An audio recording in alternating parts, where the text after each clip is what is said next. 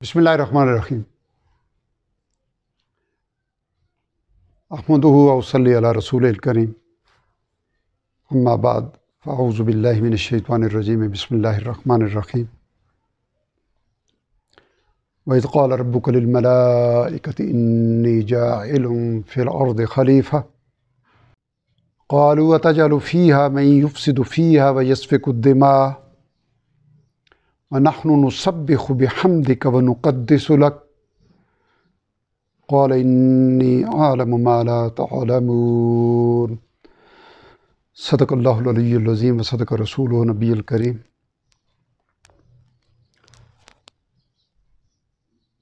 آج کی ہماری ماہانہ نشست جو اللہ تعالیٰ کی توفیق اور رحمت سے لگ بھگ 2005 سے یہ سلسلہ ہمارا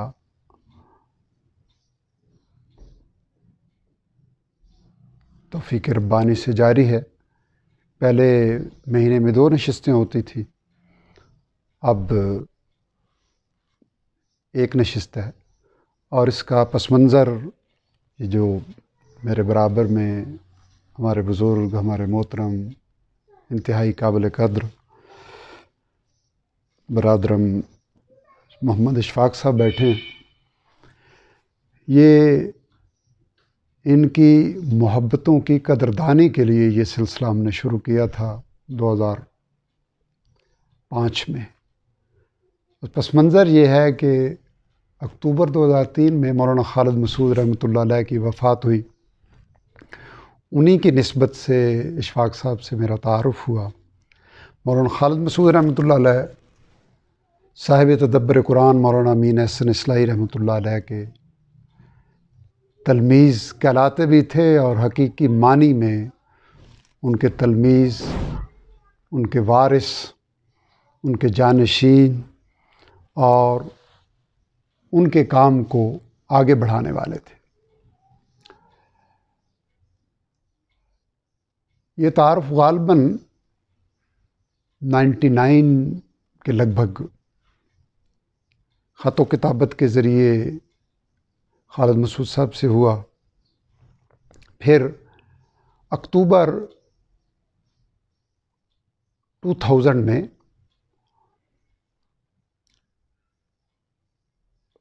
مسجد قباء مالٹن ہومک میں، جہاں میں ترجمہ قرآن کا آغاز اپریل 2000 میں توفیق ربانی سے میں نے کیا تھا، اس مسجد میں خالد مسعود صاحب کو میں نے دعوت دی اور اشفاق صاحب کے ساتھ میرے گھر تشریف لائے۔ غالباً میں بھول رہا ہوں، یہ 2002 کی بات ہے، یا شاید سال بھر آگے پیچھے ہو رہا ہے۔ تو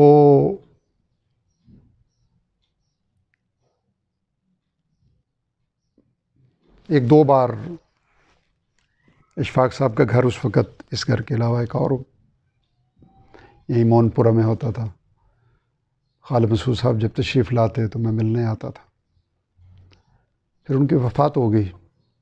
اور اس دوران بھی یہ تذکرہ ہوتا تھا کہ جو اصل بات کرنا مقصود ہے کہ اشفاق صاحب کی محبتوں کی قدردانی کا جو میں نے لفظ استعمال کیا، وہ اصل چیز کیا ہے۔ مولانا امین احسن اصلاحی رحمۃ اللہ علیہ کی وفات 1997 میں ہوئی، اور ان کی حیات میں جب ان کا درس قرآن کا سلسلہ لاہور میں ہوتا تھا، یعنی یہ لگ بھگ 1980 سے لے کے ان کی وفات سے 1-2-3 سال پہلے تک، جب تک وہ ان کے قوا درس و تدریس کی ذمہ داریوں کے لیے ان میں ہمت تھی، تو اشفاق صاحب ہر ہفتے غالباً جمعے کو وہ درس ہوتا تھا، تو جمعرات کی شام کو یہاں سے ٹرین پہ بیٹھ کے لاہور جاتے، صبح مولانا کا درس اٹینڈ کرتے اور پھر واپس آ جاتے۔ مولانا کی وفات ہو گئی تو ان کا تعلق مولانا خالد مسعود صاحب کے ساتھ منتقل ہو گیا۔ خالد مسعود صاحب کا ایک واقعہ جب بھی یہ ذکر کرتے ہیں اشفاق صاحب تو ان کی آنکھیں پرنم ہو جاتی ہیں۔ میں ان یادوں کو محفوظ کرنے کے لیے یہ دہرا رہا ہوں کہ غالباً 99 یا 2000 میں بہت بڑا سیلاب آیا یہاں پنڈی میں، نالا لئی میں۔ تو موہن پورہ چونکہ نالا لئی کے قریب ہی ہے، تو ان کا بیسمنٹ، یعنی پورے محلے میں یہی کیفیت تھی، ان کا بیسمنٹ اور ان کا گراؤنڈ فلور بھی تقریباً 8 فٹ تک پانی چڑھ گیا تھا۔ مولانا جب بھی پنڈی تشریف لاتے تھے، مولانا خالد مسعود رحمۃ اللہ علیہ، تو ان کے یہاں لازمی آتے تھے۔ ابھی وہ بارش کا سلسلہ تھما اور کیچڑ وغیرہ گھروں میں بھی اور گلیوں میں بھی تھا، تو اتفاق سے مولانا پنڈی تشریف لائے، اشفاق صاحب کو کال کی کہ میں آیا ہوں اور آپ کے پاس ملنے آنا چاہتا ہوں۔ تو انہوں نے فرمایا کہ ہمارے ہاں تو یہ کیفیت ہے، یہاں تو گلیاں بھی کیچڑ سے لت پت ہیں اور گھروں کی حالت بھی ایسی ہے، آپ ابھی تشریف نہ لائیے، اگر حالات بہتر ہو گئے تو اس ٹرپ میں، نہیں تو اگلی بار تشریف لے آئیے گا۔ انہوں نے یہ کہا کہ فون بند کر دیا، کوئی گھنٹہ ڈیڑھ 2 گزرے ہوں گے، تو مولانا خالد مسعود رحمۃ اللہ علیہ شلوار کے 5-6 اوپر کے کیے ہوئے، جوتے ہاتھ میں پکڑے ہوئے اور کیچڑ میں پاؤں لت پت ان کے دروازے پہ آ کے دستک دی۔ تو یہ کہتے ہیں کہ میں دیکھ کے بلک بلک کے رو پڑا کہ اتنی محبت اور اتنی قدردانی۔ تو کہنے لگے مولانا خالد مسعود رحمۃ اللہ علیہ اشفاق صاحب سے کہ میں ہر بار آپ کے پاس آتا ہوں، اس بار آپ اس مصیبت میں ہو اور میں اس وجہ سے نہ ہوں کہ کیچڑ میں میرے پاؤں گندے ہو جائیں گے۔ تو اس واقعے کو جب بھی اشفاق صاحب ذکر کرتے ہیں ان کی آنکھیں بھیگ جاتی ہیں اور ہمارے بھی لطیف جذبات متحرک ہو جاتے ہیں، چونکہ عظیم لوگوں کے ساتھ نسبتیں یاد رہتی ہیں۔ مولانا کی وفات اکتوبر 2003 میں، جیسے میں نے عرض کیا، ہوئی، تو یہ مارچ کی غالباً بات ہے 2003 کی۔ مولانا کو میں نے خط لکھا کہ آفتابار تدبر قرآن کی نشست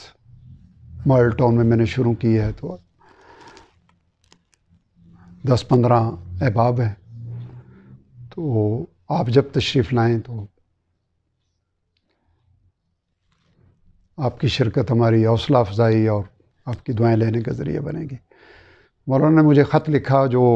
الحمدللہ تذکیر القرآن کے اندر بھی میں نے اصرار کے ساتھ محترم حسان عارف صاحب سے درخواست کر کے شامل کرایا ہے،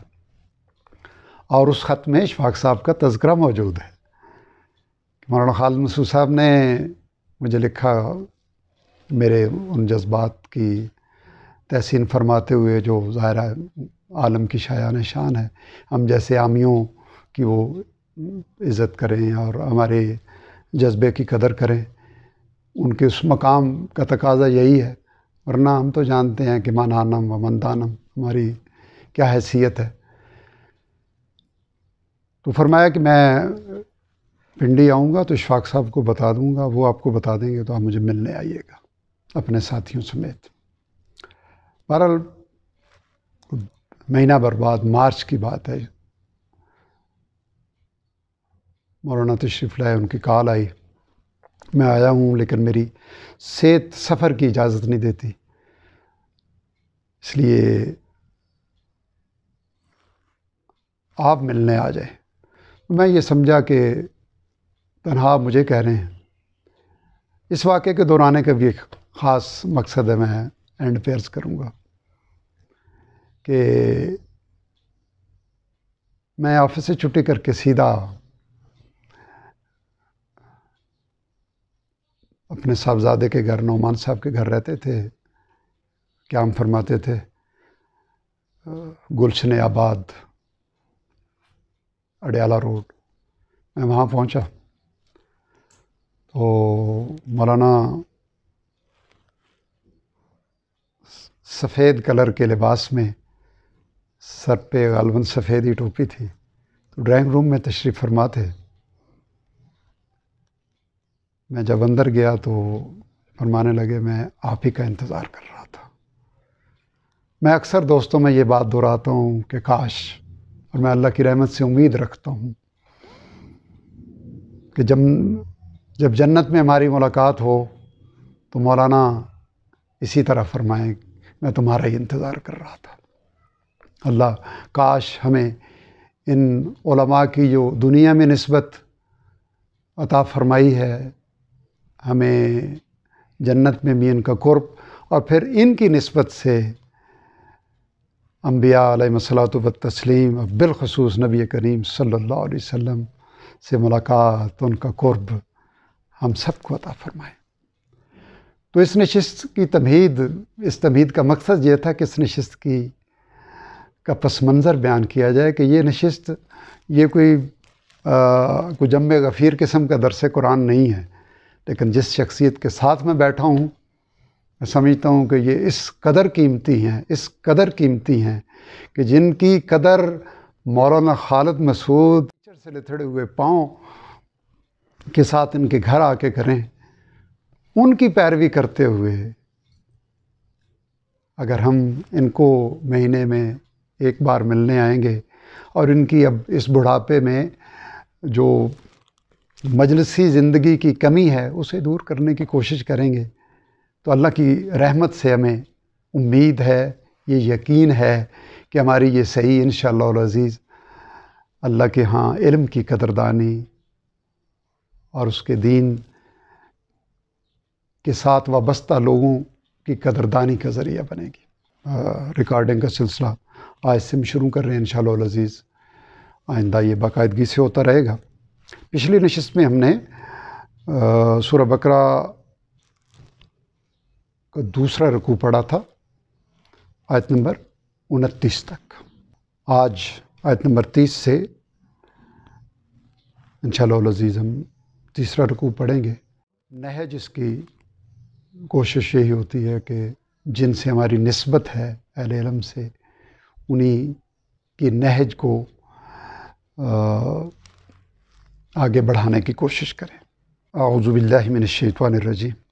بسم اللہ الرحمن الرحیم۔ وَإِذْ قَالَ رَبُّكَ لِلْمَلَائِكَةِ، وَإِذْ کا لفظ قرآن حکیم کا خاص اسلوب ہے کہ جب استعمال ہوتا ہے تو اس سے انڈرسٹوڈ یہ ہے کہ یاد کرو، یعنی از سے پہلے یہ معذوف ہے۔ صاحب تدبر قرآن فرماتے ہیں چونکہ خطاب ہو رہا ہے یہود سے، بظاہر خطاب تو نبی کریم صلی اللہ علیہ وسلم سے ہے چونکہ قرآن آپ پہ اترا، لیکن مخاطب اصل میں سنانا جن کو مقصود ہے وہ یہود ہیں۔ یاد کرو جب فرمایا، وَإِذْ قَالَ، جب فرمایا ربو کا، آپ کے رب نے، یہاں بظاہر تو مراد نبی کریم صلی اللہ علیہ وسلم ہے، لیکن آپ کی وساطت سے مخاطبین کو سنانا مقصود ہے، للملائکۃ، فرشتوں سے، انی جاعل فی الارض خلیفہ، کہ میں بنانے والا ہوں، پیدا کرنے والا ہوں زمین میں ایک جانشین۔ ایک بااختیار مخلوق۔ مراد کیا ہے یہاں کہ فرشتوں کے سامنے تخلیق کے آدم سے رب ذوالجلال نے جو اپنا منصوبہ تشکیل دیا تھا، اس کی ابتدا سے پہلے فرشتوں کو اس منصوبے سے آگاہ کیا جا رہا ہے۔ خلیفہ سے مراد یہاں ہرگز یہ نہیں ہے کہ رب ذوالجلال کی عدم موجودگی میں اس کی جانشینی کرنی ہے، بلکہ اس سے مراد کیا ہے؟ قرآن حکیم کے دوسرے نظائر کو سامنے رکھتے ہوئے سورہ احزاب کے آخر میں جو باری تعالیٰ نے فرمایا کہ ہم نے بار امانت، خلافت کا، اختیار کا بار امانت پہاڑوں کے سامنے پیش کیا، زمین کے سامنے پیش کیا، فرشتوں کے سامنے پیش کیا، تو وہ سب ڈر گئے۔ اشفقن منہا، اور انہوں نے اس سے انکار کیا، یعنی اس ذمہ داری کو اٹھانے سے معذوری کا اظہار کیا۔ وحملھا الانسان، اور اس ذمہ داری کو انسان نے اٹھا لیا۔ تو گویا یہاں اللہ تعالیٰ اس منصوبے کا تذکرہ فرما رہے ہیں کہ میں زمین میں ایک ایسی بااختیار مخلوق بنانے والا ہوں جسے خیر و شر کا شعور دوں گا، جسے یہ اختیار دوں گا اما شاکرا و اما کفورا، چاہے وہ شکر گزاری کا رستہ اختیار کرے، چاہے وہ ناشکری کا رستہ اختیار کرے۔ تو یہ منصوبہ میں نے بنایا ہے۔ اب اس کی تفصیل جو ہم آگے بڑھیں گے وہ سامنے آتی جائے گی۔ قالوا اتجعل فیہا من یفسد فیہا ویسفک الدماء، فرشتوں نے استفسار کیا، اعتراض نہیں، بات کو سمجھنے کے لیے کہ خلیفہ کے لفظ سے وہ بات سمجھ گئے کہ با اختیار مخلوق جنہیں اختیار ہوگا کہ وہ چاہیں تو اطاعت کریں، چاہیں تو نافرمانی کریں،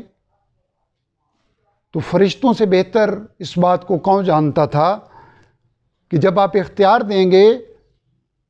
تو اختیار کے نتیجے میں زمین میں فساد برپا ہونے کا اندیشہ ہے اور خون ریزی کا اندیشہ ہے۔ فساد اب قرآن کی اصطلاح میں سمجھیں تو رب ذوالجلال کے احکام کو نظر انداز کر کے جو بھی منصوبہ حیات بنایا جائے گا وہ فساد ہے۔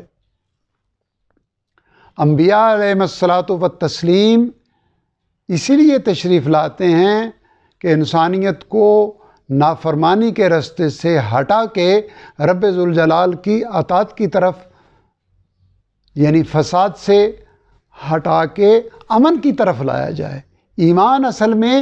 وہ امن ہے جو انسان کے اندر سے پھوٹتا ہے اور پھر اس کے ارد گرد پھیلتا ہے۔ ایمان اور اسلام، امن اور سلامتی، یہ پہلے اندر سے پروان چڑھتا ہے اور پھر اس کی شاخیں اعمال کی صورت میں جب پھوٹتی ہیں تو وہ اگر آج ہم سمجھنا چاہیں تو وہ اخلاق محمدی علیہ صاحب الصلاۃ والتسلیم کا عکس بن جاتا ہے۔ وہ فرد، وہ معاشرہ، وہ امت، وہ ملک۔ تو فرشتوں نے یہ استفسار کیا، وَنَحْنُ نُسَبِّحُ بِحَمْدِكَ وَنُقَدِّسُ لَكَ۔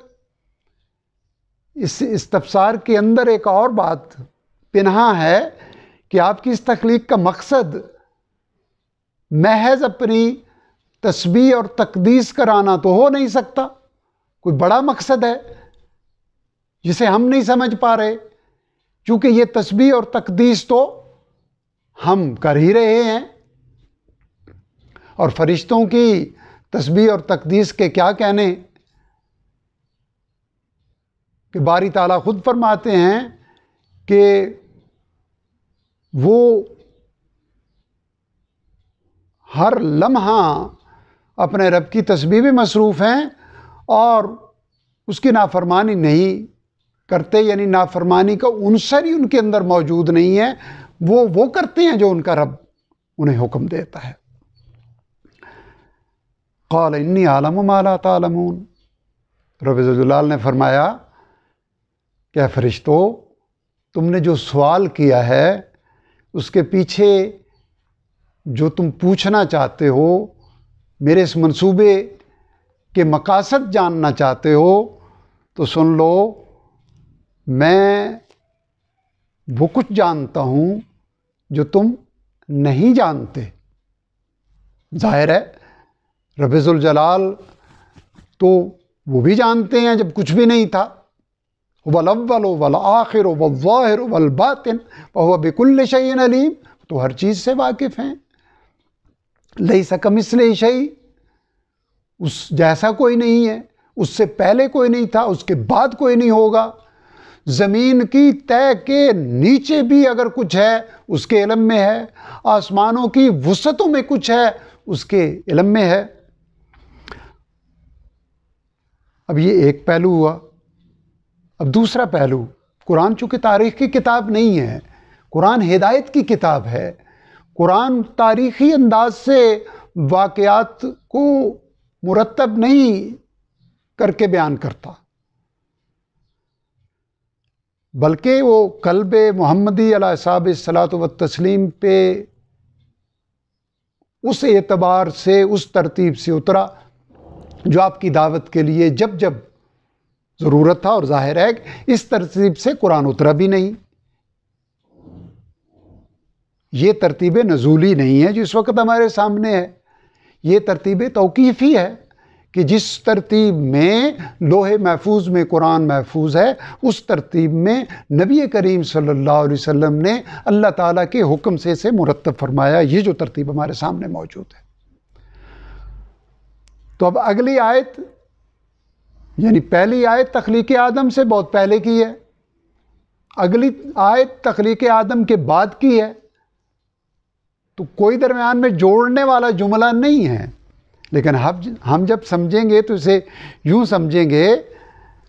کہ رب ذوالجلال نے فرشتوں کو بتانے کے بعد آدم علیہ السلام کو تخلیق فرمایا، وَعَلَّمَ آدَمَ الْأَسْمَاءَ كُلَّهَا ثُمَّ عَرَضَهُمْ عَلَى الْمَلَائِكَةِ فَقَالَ أَنبِئُونِي بِأَسْمَاءِ هَؤُلَاءِ إِن كُنتُمْ صَادِقِينَ۔ اس آیت کے اندر سمندر ہے علم کا، فرشتوں کے استفسار کا جواب ہے۔ رب ذوالجلال نے آدم علیہ السلام کی نسل کو، اولاد کو، آدم علیہ السلام کی وساطت سے جو خلافت کا منصب عطا فرمایا، اس کے نتیجے میں کیا کچھ ہونے والا ہے اس کی جھلک ہے۔ علامہ، اور اس نے سکھا دیے، یعنی باری تعالیٰ نے آدم علیہ السلام کو تعلیم فرما دیے الاسماء کلہا، نام سب کے سب۔ صاحب تدبر قرآن فرماتے ہیں کہ یہاں 3 قسم کی آراء الاسماء کے بارے میں پیش کی جاتی ہیں۔ ایک یہ کہ تمام چیزوں کے نام، ایک چیز کہ فرشتوں کے نام، اور ایک چیز کہ ذریت آدم کے خاص لوگوں کے نام، جس کی وضاحت انشاءاللہ العزیز ہم آگے چل کے کریں گے۔ اور صاحب تدبر قرآن نے اس آخری قول کو اختیار فرمایا ہے کہ آدم علیہ السلام نے ان سب کے نام، کن کے نام؟ ثم عرضہم، جن کو پھر اس نے پیش کیا، جن ہستیوں کو پیش کیا۔ اب ذرا سورہ اعراف کی آیات کو سامنے رکھیے کہ وَعَلَى الْأَعْرَافِ رِجَالٌ يَعْرِفُونَ كُلًّا بِسِيمَاهُمْ، جنت اور جہنم کے درمیان آراف ہوں گے، چوٹیاں ہوں گی، بڑی بڑی منزلیں ہوں گی، وہاں رجال کھڑے ہوں گے، خاص رجال، خاص افراد ہوں گے جو سب کو جانتے ہوں گے، وہ سب سے مخاطب ہوں گے، اہل جنت سے بھی، اہل جہنم سے بھی۔ اہل جہنم کو کہیں گے تم کہتے تھے کہ ان اہل ایمان کو رب اپنی رحمت سے کوئی حصہ نہیں دے گا،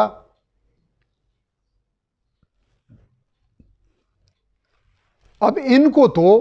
ان اہل جنت کو تو حکم ہو گیا کہ تم داخل ہو جاؤ اس جنت میں، جہاں تمہیں نہ کوئی خوف ہوگا، نہ کوئی تمہیں غم ہوگا۔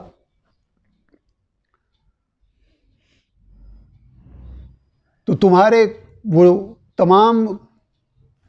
تمہارے اسباب اور تمہارے تمام چالیں تمہارے کچھ کام نہ آئیں، تو گویا ثم عرضهم علی الملائکہ، پھر ان ذریت آدم کی ان خاص ہستیوں کو، یہ خاص ہستیاں کون ہیں؟ اولئک انعم اللہ من النبیین والصدیقین والشہداء والصالحین وحسن اولئک رفیقا۔ سورہ نساء میں جن کا تذکرہ کہ یہ 4 کیٹیگریز ہیں، جن میں سب سے بڑی کیٹیگری ہے انبیاء علیہم الصلاۃ والتسلیم، یعنی انبیاء و رسل، والصدیقین، اور اپنے اپنے زمانے میں ہر نبی کی تصدیق کرنے والے، والشہداء، اور اپنے علم سے، عمل سے، جان سے، مال سے اس حق کی شہادت دینے والے، اور اس کی آخری منزل ہے اگر اس میں جان کی بازی بھی کھیلنی پڑے وہ بھی کھیل دی جائے، یعنی ہر حال سے گواہی دے دی جائے کہ حق یہی ہے جو انبیاء علیہ الصلوۃ تسلیم کے ذریعے رب ذوالجلال نے پیش کیا، والصالحین، اور پھر ان کی اتباع میں صلحائے امت، صلحائے ذریت آدم۔ تو گویا یہ 4 گروہ ہیں جن میں بلند ترین مرتبہ تو انبیاء و رسل کا ہے۔ تو گویا رب ذوالجلال نے ان رجال کو، ان انبیاء کو، صدیقین کو، شہداء اور صالحین، جن کو رب ذوالجلال نے چاہا، عرضهم علی الملائکہ، فرشتوں کے سامنے پیش کر دیا۔ فرشتوں تم پوچھ رہے تھے نا کہ اختیار پا کے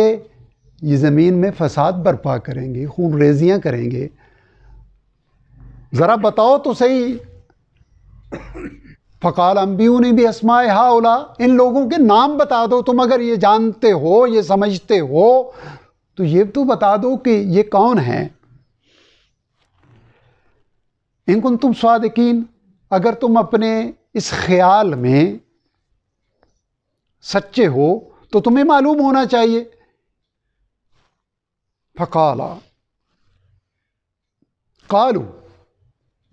قالوا سبحانک، فرشتوں کی جو سرشت ہے، جو تخلیق ہے، جو مزاج رب ذوالجلال نے انہیں عطا کیا، ان کے ہاں تو عطات ہی عطات ہے۔ 3 رویے ہمارے سامنے قرآن حکیم کے طالب علم کے سامنے آتے ہیں۔ فرشتوں کا رویہ، آدم علیہ السلام اور ان کی اتباع میں تمام انبیاء علیہ الصلوۃ والتسلیم کا رویہ، کہ جو آگے چل کے ہمارے سامنے آئے گا، کہ جو ہی ان سے کوئی غلطی سرزد ہوتی ہے تو ربنا ظلمنا انفسنا وان لم تغفر لنا وترحمنا لنکونن من الخاسرین، وہ فوراً اپنے رب کی طرف رجوع کرتے ہیں۔ اور تیسرا رویہ ابلیس کا ہے، جو اکڑ جاتا ہے، جو یہ کہتا ہے انا خیر من، سجدے کے انکار پہ جب پوچھا کہ کس چیز نے تجھے روکا سجدہ کرنے سے، میں اس سے بہتر ہوں، اور تو نے اسے ترجیح دی تو میں اب اس کی ذریت کو، اس کی اولاد کو مجھے آپ مہلت دیں تو میں ان کو بہکاؤں گا، دائیں بائیں آگے پیچھے سے حملہ آور ہوں گا، ولا تجد اکثرهم شاکرین، اور تم ان کی اکثریت کو اپنا شکر گزار نہیں پاؤ گے۔ خم ٹھوک کے رب ذوالجلال کے سامنے یہ جرت کی، تو یہ 3 رویے ہے۔ تو ظاہر ہے فرشتوں کا رویہ تو انسان ان کی اتباع نہیں کر سکتے، ہمارے لیے رویہ انبیاء علیہ الصلوۃ والتسلیم یا ابلیس کا، اور بدقسمتی سے سورہ سبا میں رب ذوالجلال نے یہ بیان کیا کہ ان لوگوں نے، قوم سبا کا تذکرہ کرتے ہوئے، ان لوگوں نے ابلیس کے گمان کو، ان کے بارے میں گمان کو سچ کر دکھایا۔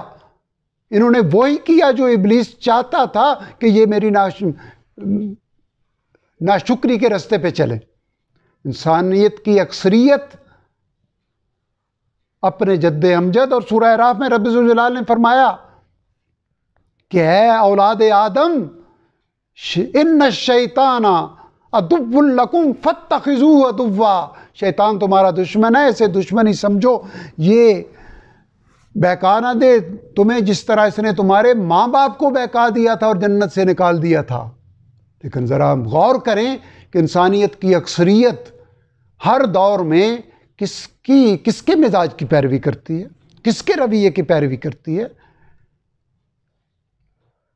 جب ہم اپنی انا کو ترجیح دیں، جب ہم اپنے نفس کی خواہش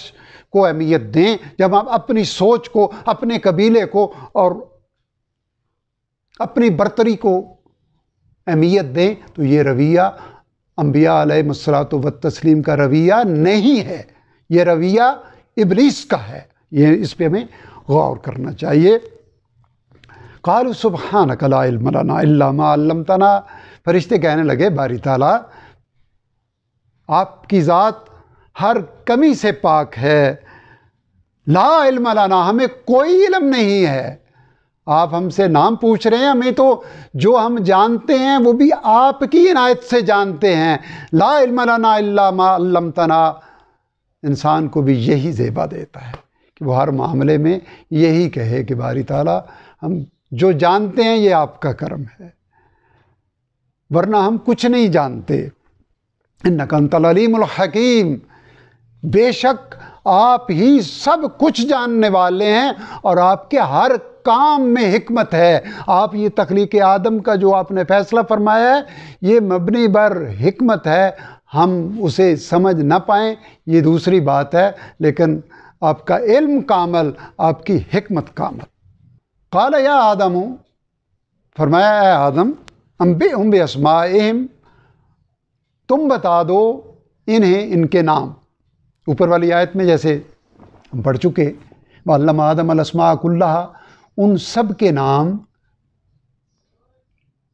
جو نبی کریم صلی اللہ علیہ وسلم تک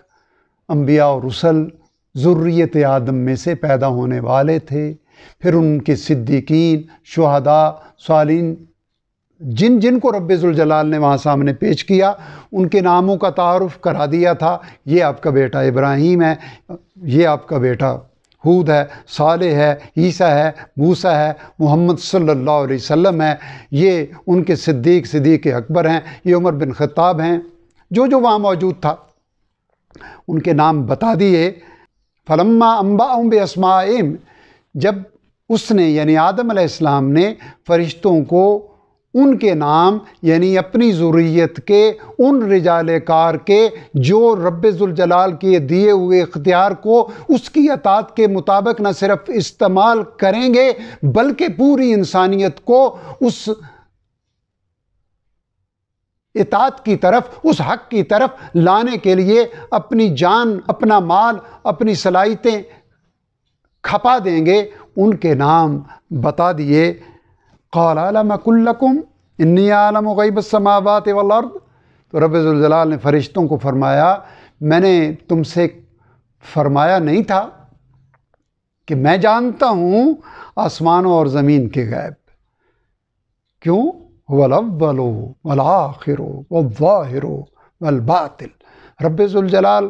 غیب تو ہمارے لیے غیب ہے نا، رب ذوالجلال کے لیے کوئی غیب نہیں ہے، کوئی اول نہیں ہے، آخر نہیں ہے۔ قیامت سے قبل ہونے والا آخری ساتھ میں ہونے والا واقعہ وہ آپ کے سامنے ہے، تخلیق آدم، تخلیق کائنات سے پہلے ہونے والا واقعہ رب ذوالجلال کے سامنے ہے۔ وَعَلَمُ مَا تُبْدُونَ وَمَا كُنْتُمْ تَكْتُمُونَ، اور میں جانتا ہوں اسے بھی جو تم ظاہر کر رہے تھے، یعنی جو بات تم نے کہی کہ آپ اختیار جب دیں گے تو اس سے فساد کا اندیشہ ہے، خون ریزی کا اندیشہ ہے۔ وما کنتم تکتمون، اور اسے بھی میں جانتا ہوں جو تم چھپا رہے تھے، یعنی تم میرے اس کام کی حقیقت سمجھنا چاہتے تھے۔ یعنی چھپانے سے مراد کوئی اور منصوبہ نہیں کہ ذریت آدم کی جگہ وہ یہ چاہتے تھے کہ وہ تو اس پہ راضی ہیں جو باری تعالیٰ نے ان کو منصب عطا فرمایا۔ وَإِذْ قُلْنَا لِلْمَلَائِكَةِ اسْجُدُوا، اب اگلا فیز میں نے جیسے عرض کیا کہ قرآن تاریخی کتاب نہیں ہے، اس کو اسی پرسپیکٹو میں سمجھنا چاہیے کہ جس آیت کو جس جگہ رکھا ہے۔ اب نظم کلام کا جو فلسفہ ہے انشاءاللہ العزیز کسی اور موقع پہ اس پہ بات کریں گے، جو صاحب تدبر قرآن نے بیان کیا کہ ایک آیت دوسری آیت سے جڑی ہوئی ہے، ایک صورت دوسری صورت سے جڑی ہوئی ہے۔ جس مقام پہ ہمارے سامنے جو قرآن موجود ہے، جہاں نبی کریم صلی اللہ علیہ وسلم نے کسی آیت کو رکھا، اللہ کے حکم سے رکھا، یہی وہ اصل مقام تھا، اسی آیت سے جڑ کے اس کا مفہوم متعین ہوتا ہے۔ یہ ہے نظم کلام۔ وَإِذْ قُلْنَا لِلْمَلَائِكَةِ اسْجُدُوا لِآدَمَ، اور جب ہم نے فرشتوں کو کہا کہ تم سجدہ کرو آدم کو، اس سجدے سے مراد یہ سجدہ تعظیمی ہے، سجدہ عبودیت نہیں ہے، اطاعت ہے، فرما برداری ہے۔ فسجدوا الا ابلیس، اب اصل یہاں دوسرا فیض ظاہر کرنا مقصود ہے، تو ان سب نے سجدہ کیا سوائے ابلیس کے۔ اب ابلیس کون ہے؟ اس کی وضاحت سورہ کہف میں کان من الجن ففسق من امر ربی، وہ جنوں میں سے تھا۔ اب اس کے بارے میں روایات ہیں کہ جی وہ اپنی عبودیت،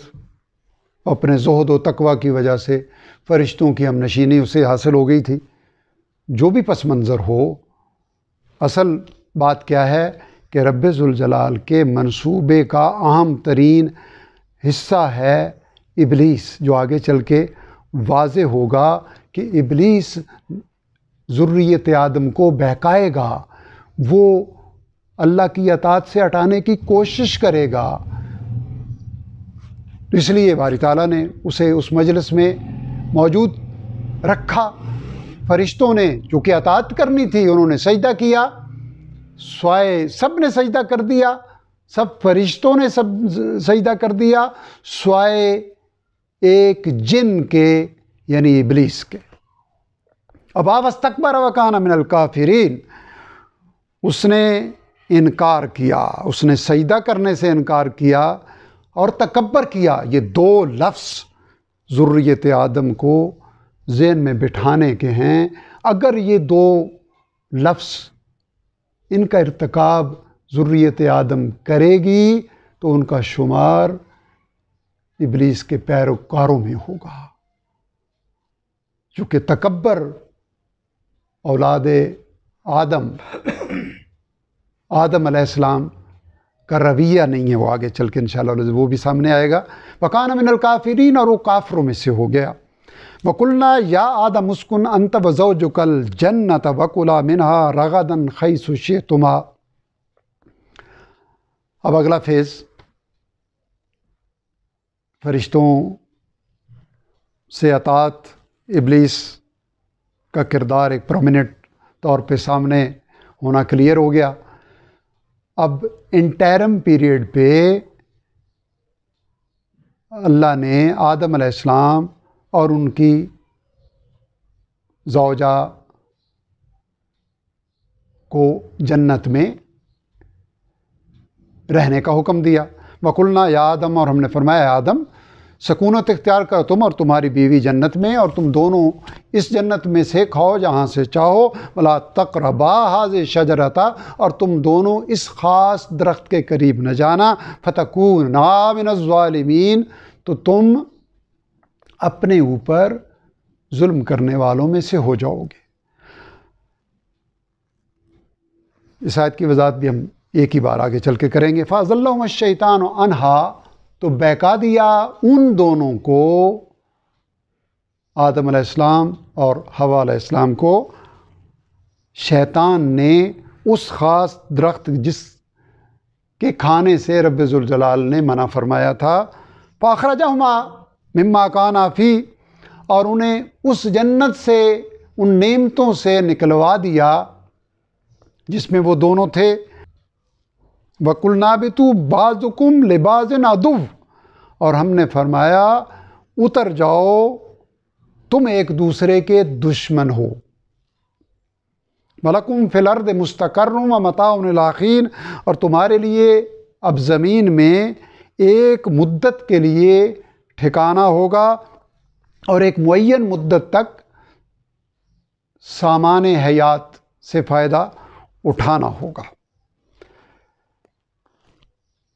ایک عارضی مدت کے لیے، چونکہ اللہ نے تخلیق کس لیے فرمائی تھی آدم علیہ السلام کی، انی جاعل فی الارض خلیفہ، جنت سے نکالنا،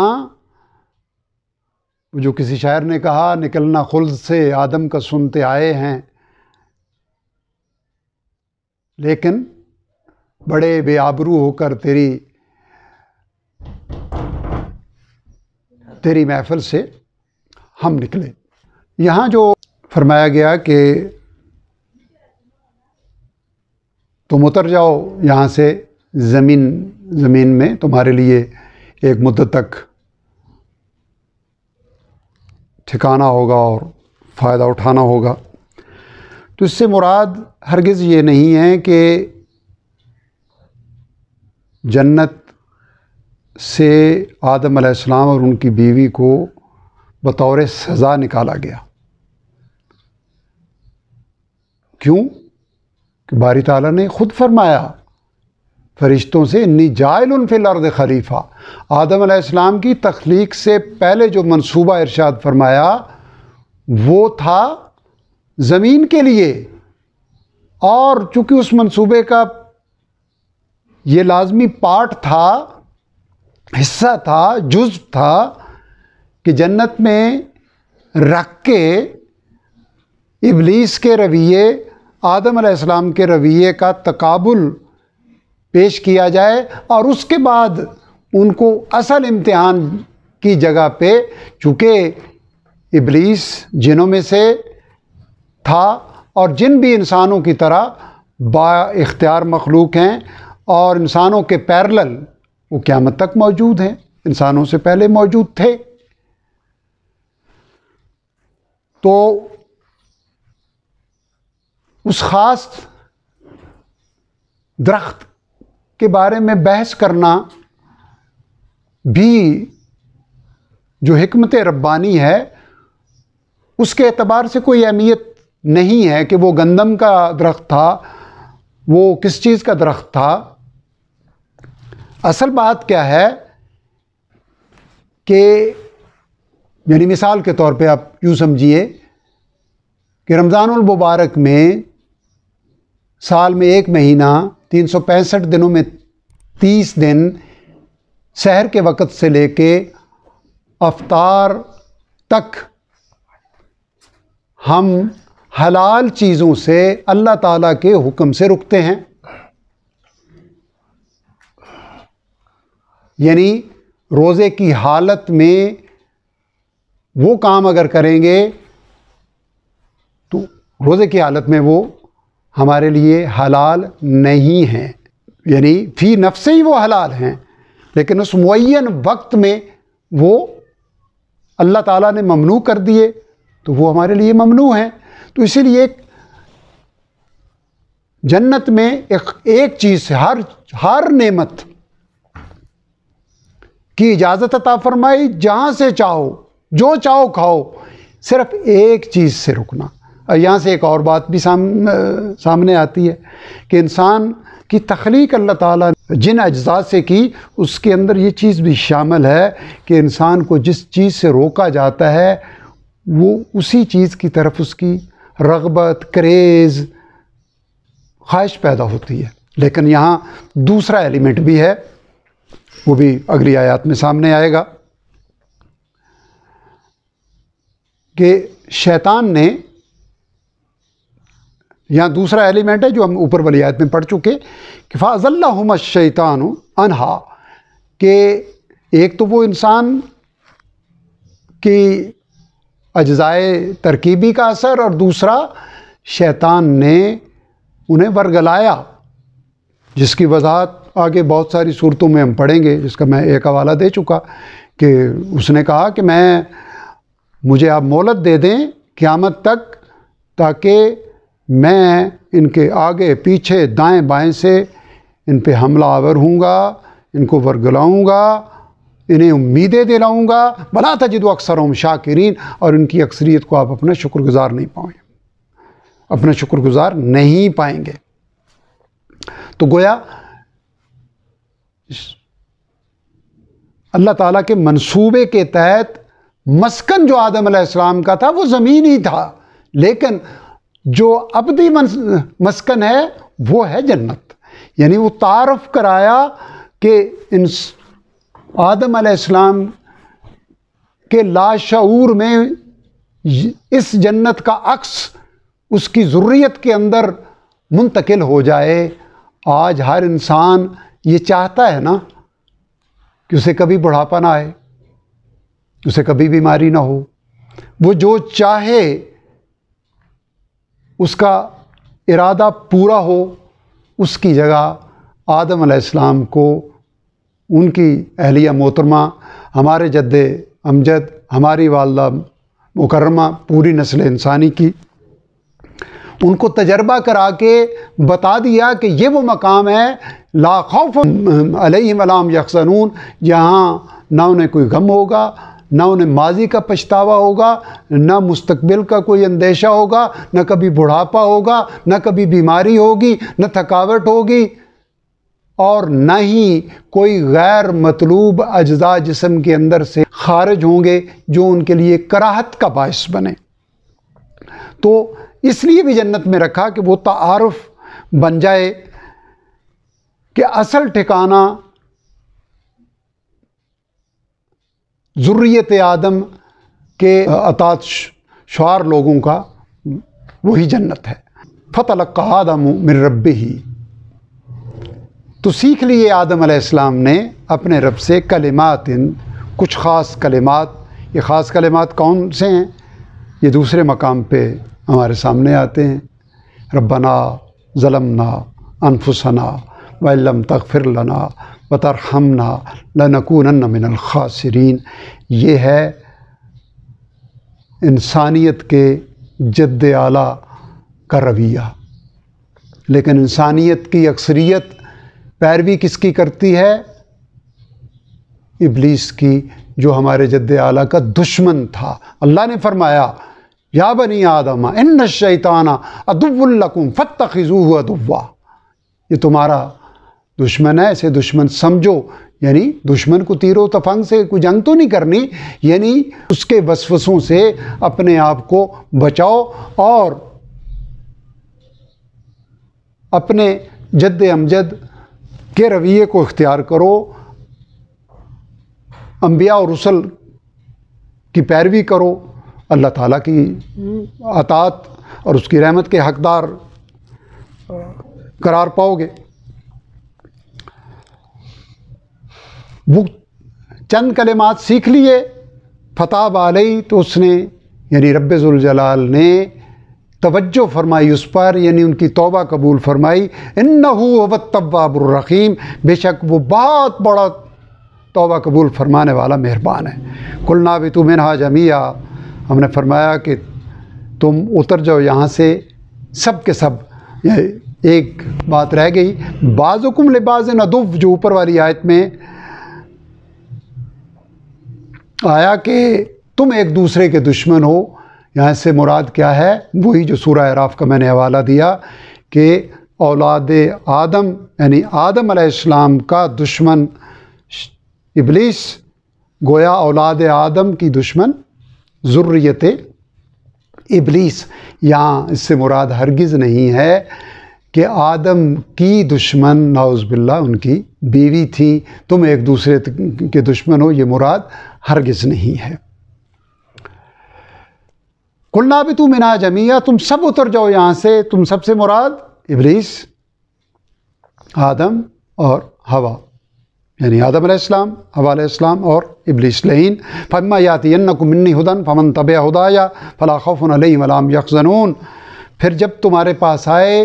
میری طرف سے ہدایت، یعنی میرے رسول تمہارے پاس ہدایت لے کے آئیں، تو جس نے پیروی کی میری ہدایت کی، فَلَا خَوْفٌ عَلَيْهِمْ وَلَا هُمْ يَحْزَنُونَ، تو تم دوبارہ اس جنت میں اس حال میں داخل ہوگے، تمہیں نہ کوئی خوف ہوگا ماضی کا نہ مستقبل کا کوئی اندیشہ ہوگا۔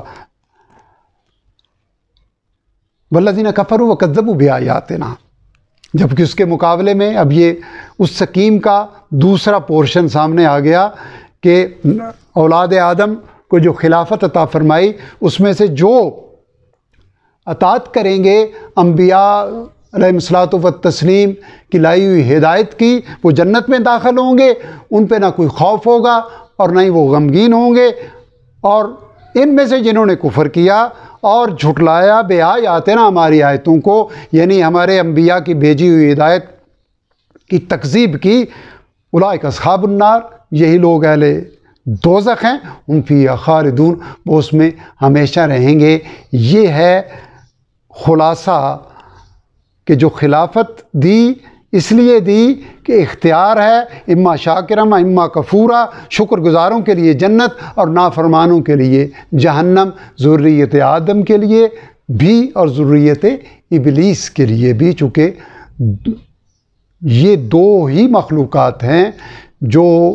جن کو اختیار دیا گیا اور جن سے محاسبہ ہوگا۔ رب ذوالجلال اپنی رحمت و کرم سے ہماری اس صحیح کو مشکور فرمائیں، اور ہماری اس نشست کے دوران ہمارے دوسرے بزرگ تشریف لائے، جو یہ دو بزرگ ہی ہماری اس محفل کی جان ہیں۔ ایک تو جن کے گھر ہم حاضری دیتے ہیں، جس کا پس منظر میں شروع میں عرض کر چکا، تو دوسرے ہمارے یہ شاہ صاحب ہیں، محمد عباس شاہ صاحب، عمر کے لحاظ سے اس وقت 80+ ہیں، اور لگ بھگ کچھ 35-40 کلومیٹر پبلک ٹرانسپورٹ پہ صرف اس مجلس کے اندر شرکت کے لیے تشریف لاتے ہیں۔ رب ذوالجلال ان بزرگوں کی ان ایثار، ان کی ظاہر ان کی محبت اللہ کے دین سے ہے، اللہ کی کتاب سے ہے، اور اس کی نسبت سے ہم جیسے ناکاروں کی یہ قدر کرتے ہیں۔ رب ذوالجلال ان کو اجر عطا فرمائیں، ان پہ اپنی رحمتیں فرمائیں، شاہ صاحب کو صحت و عافیت عطا فرمائیں، اشفاق صاحب کو صحت و عافیت عطا فرمائیں، ہمارے تیسرے ساتھی محمد علی صاحب، اور جو احباب آج تشریف نہیں لا سکے، باری تعالیٰ ان سب پہ اپنی رحمتیں فرمائیں۔ تمام سامعین، سننے والے اور تمام اہل ایمان پہ اپنی رحمتیں فرمائیں، تمام کو اصل حق کی طرف رجوع کی توفیق عطا فرمائیں، تمام انسانیت کو جو اولاد آدم ہیں، کل کی کل انسانیت، ان کو اس حق کے اوپر چلنے کی توفیق عطا فرمائیں، اور ہم جو امت محمدی علیہ صاحب الصلاۃ والتسلیم کا اعزاز ہمیں عطا فرمایا، رب ذوالجلال ہمیں اس ذمہ داری کا احساس دلائیں، ہمیں اپنے قول سے، فعل سے، عمل سے اپنے ان بھائیوں کو جو اس ایمان اور اسلام کی نعمت سے محروم ہیں، ان کے سامنے نمونہ پیش کرنے کی توفیق عطا فرمائیں کہ اصل حق یہ ہے، امن کا دین یہ ہے، سلامتی کا دین یہ ہے۔ وآخر دعوانا الحمدللہ رب العالمین۔